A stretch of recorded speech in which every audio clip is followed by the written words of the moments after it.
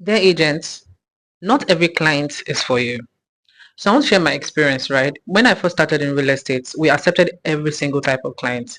We were always adhering to all of their, everything they wanted. If a client called us, like say in an hour, they wanted to inspect a property and you're just calling, there was no scheduling, there was no booking of inspections. We'll just jump off and go.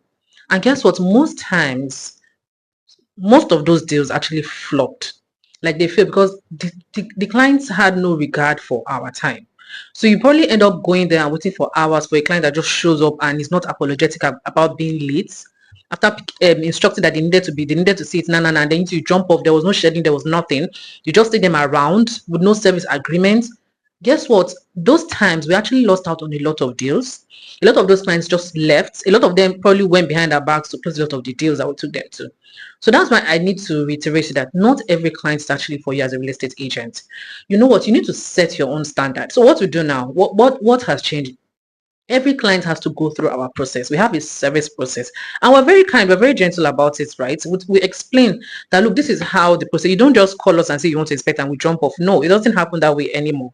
So what we do, we explain our process to you. You have to book an inspection date. We look through our calendar for the hours that are free. We'll let you know, does that work with you? If it doesn't, we look for another alternative date. I mean, we understand that we're selling a high ticket product, right? So you need to be patient enough to go through the entire process with us. So what we've done is refine this process.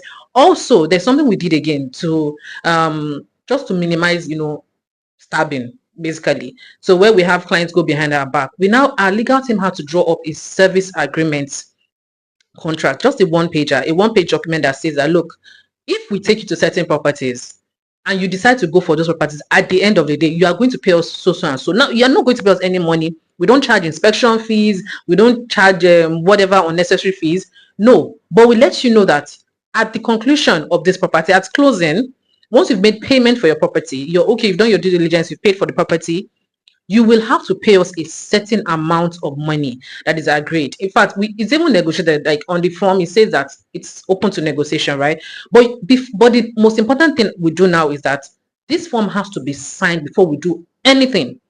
That's one of the first steps in our service. In our services that you have to go through. So if you're not, a lot of clients will be like, oh, they're not comfortable signing. No problem, we're not comfortable offering our service to you because we're not charging you. We're just telling you that if you do go for this property, you have to pay us a certain amount. So kudos to our legal department. They came up with that document and it has saved us a lot of headache, guys. So now I've noticed that we're spending lesser, we're spending less, we're closing more, and the clients that we actually take to properties are clients that are ready to buy. So these are just some of the things that as a real estate agent, you need to refine.